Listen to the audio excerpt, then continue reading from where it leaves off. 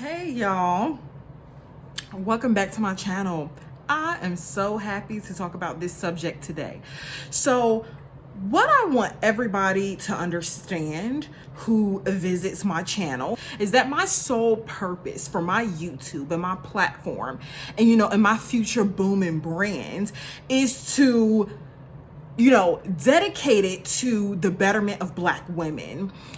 Black women, we deserve so much in this life. There's so many things readily available for us for the taking. And we just have to understand that we're worthy to take it, to consume, yes, hold our hands out, to accept all of the beautiful things that the world has to give us. And so with that in mind, the topic that I want to discuss today is this viral topic, the number 2, I believe, show on Netflix, which is Love is Blind. Okay. And the reason why, you already know who I'm going to talk about. This is not a review on Love is Blind. This is not my opinions on Love is Blind as a show. This is my view and the pieces that I took from it that I want to share with other Black women so that they can, we can understand our worth. We have value on the market, point blank, period. You already know this is going to be a discussion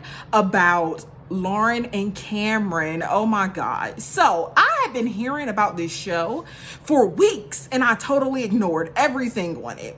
And then one day, while I was at work, I decided to binge the show. Cameron and Lauren's love story was so beautiful. Lauren is an unambiguous Black woman. She's unmistakably, unquestionably Black, and she's dark skinned, she's gorgeous, she's beautiful, she's all of those things. And she managed to snag with her beautiful personality alone, because they didn't see each other, an artificial intelligence scientist. Guys, listen. Granted, this man has dated Black women before, but he's not a Black male identified white man. He's a white man from Maine, for crying out loud. Are there even any Black people in Maine? I'm sure there are, but it's very few.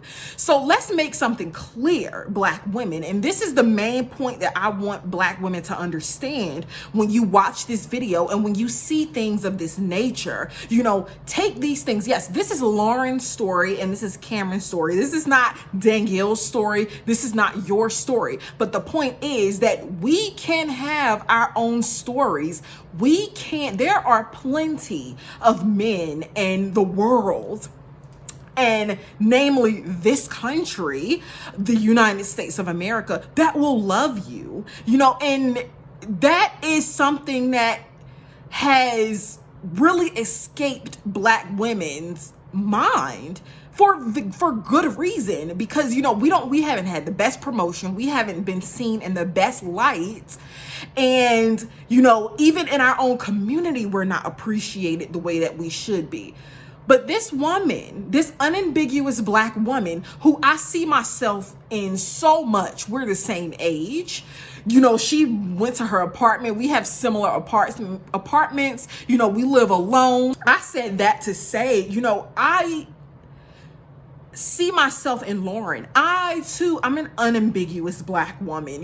Walking down the street, people don't mistake me for anything else other than Black. So it was really refreshing to me to see a Black woman finding a provider, off her personality alone. Now, even Lauren said in the show that, under different circumstances, she don't even know if she would have crossed paths with him or if she would have allowed her reservations to, hinder a potential great love story. And that's what many of us as Black women do. Listen, it's no secret that Black women are undervalued in society, okay? It's no secret that we're undervalued in our own communities. I'm doing my part as a Black woman, to send my message to whoever will see it, and whoever will listen to it. We deserve better. There are men who will love us. There are men who will be providers for us, who will not require us to struggle, okay? And I just, to, not make this video a lecture and go ahead and get into it, I'm just gonna, read off my notes that I've been writing the last few days. And I've been waiting for the reunion show to air so that I could go ahead and talk about this, okay? So we deserve love, and we deserve love without struggle, just like any other woman does, okay? Lauren is so many of us. Lauren is many of us as Black women. She's never dated outside of her race. She's only dated Black men. And this was her first time being in an interracial relationship. And that led to an interracial marriage.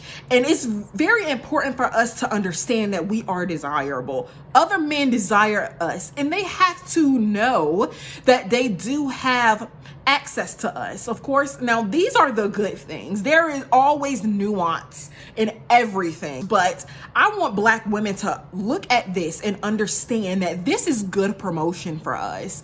Understand that, yes, Lauren's beautiful. Yes, Lauren has a nice body. She's slim. She's in shape. All that good stuff. Being slim and in shape is a choice. So any Black woman who wants to be in slim and in good shape can ultimately do it with the right work. So we're moving on from that, and we're talking about what it is. She's a regular Black woman. Yes, she's beautiful. She has a great body. She's gorgeous. But at the end of the day, we know so many Laurens. We know so many women who look like her. Lauren, to some degree, may have not believed herself that non-Black men, namely this particular white man, would be attracted to her. Say she was at a bar or downtown somewhere, or she met him out in public or in a grocery store. Yes, all the time we exchange smiles and we exchange eye glances and lock eyes with white men and non-Black men. But to some degree, because of the belittling that we've been subjected to, we don't really think they're into us. And, I'm guilty of this too. I've been in situations, where it's a gas station across the street from me. And one day, I think last year, I got out of my car or whatever, and I went to the gas station. It was this really attractive white man that was coming out of the convenience store as I was walking in. When I say this man stopped in his tracks like a deer in headlights, my first reaction was, who is he looking at?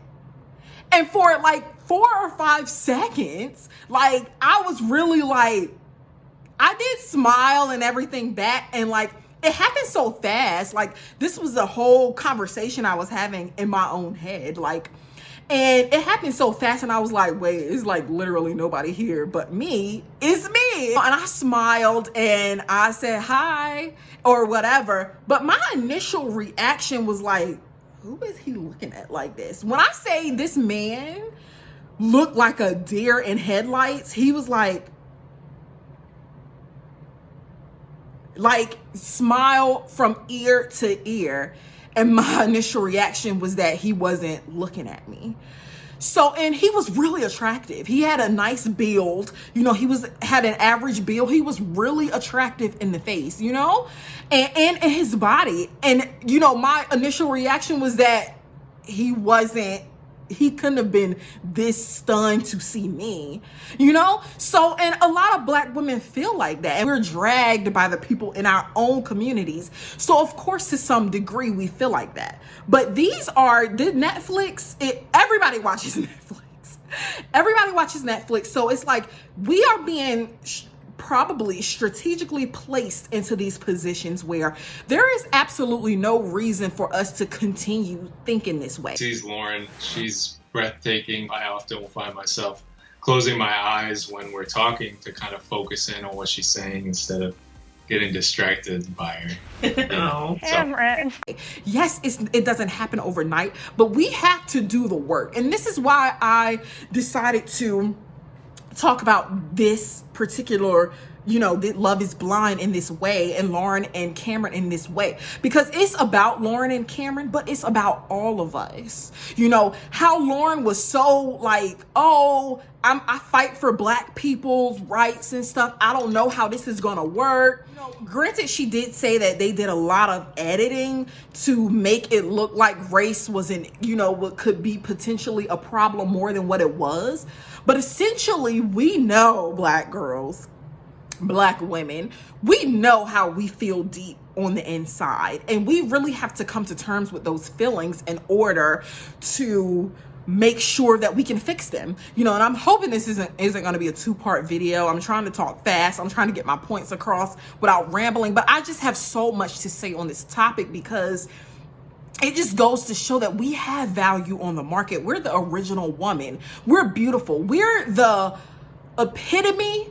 We're the guideline of what being a woman is. Regardless of beauty standards, regardless of white supremacy, at the end of the day, Black women set the standard for womanhood, period. And we know this. That's why we're imitated and mocked and even picked on the most, because we are the standard. Lauren was a little hesitant, after they got engaged and everything, and they went to Mexico and they had to move into the same apartment complex. And it started to hit her like, oh my God, like this is real. Like they went to each other's homes. He had this beautiful, like 2 or 3 story, like colonial style type house, and it was in Atlanta, Georgia. This man was ready to have a family, and he wanted her to bear his babies, okay?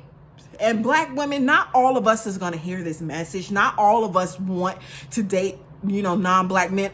For the most part, Black men are still our preferences. But at the end of the day, we really have to choose Black women ourselves over everybody else. And sometimes that means, getting somebody who's going to provide you with the lifestyle that you want, the lifestyle that you deserve, and the love that you want and deserve. And, a lot of times that will not be who our preferences are. And they talked a lot about the dad being, a little hesitant because he was white and all this kind of stuff, about her friends and if they were going to accept it and stuff. And you know what?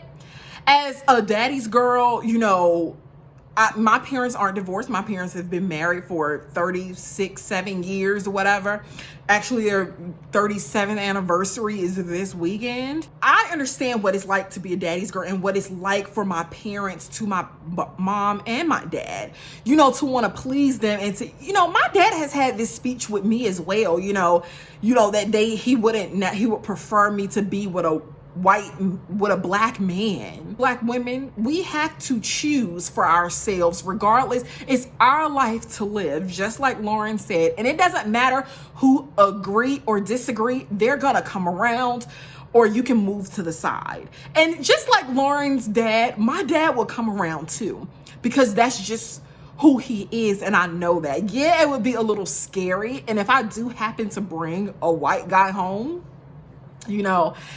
I would be a little nervous, but at the same time, I know that my parents would get over it. I know that my parents would welcome them as long as they treated their baby right, that he would be okay with it. And let's be frank, a lot of Black dads have an issue with their daughters being with white men, but don't have issues with their sons being with white women.